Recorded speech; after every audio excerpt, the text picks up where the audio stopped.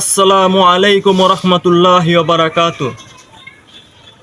বন্ধুরা, আজকে আমি আপনাদের মাঝে খুবই গুরুত্বপূর্ণ একটি বিষয় আলোচনা করব হাদিস শরীফ থেকে। বিষয়টি হচ্ছে, হাদিস শরীফে রাসূল সাল্লাল্লাহু আলাইহি সাল্লাম বলেছেন, যে ব্যক্তি রাসূলুল্লাহ সাল্লাল্লাহু আলাইহি সাল্লামের উপর একবার দুরূদ শরীফ পাঠ করে, আল্লাহ তাআলা ওই ব্যক্তির আমলনামায় 10টি নেকি লেখা দেন এবং তার আমলনামা থেকে 10টি গুনাহসমূহ মাফ করে দেন এবং ওই ব্যক্তির আমলনামায় 10 গুণ মর্যাদা বৃদ্ধি করে দেন। সুবহানাল্লাহ।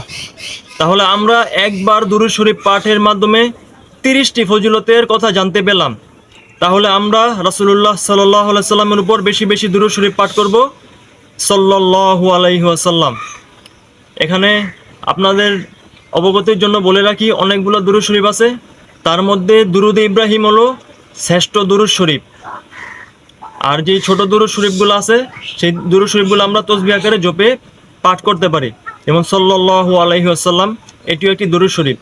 তারপর আরও দুরূদ শরীফ আছে, দুরুদ উম্মি, আল্লাহুম্মা সাল্লি আলা সাইয়্যিদিনা মুহাম্মাদিনিন নাবিয়্যিল উম্মি ওয়া আলা আলিহি ওয়া আসহাবিহি ওয়া বারিক ওয়া সাল্লাম।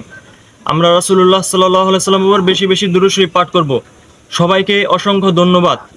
এরকম ইসলামিক এডুকেশনাল ভিডিও পেতে আমাদের চ্যানেলের সাথে থাকুন। সবাইকে অসংখ্য ধন্যবাদ। আল্লাহ হাফেজ।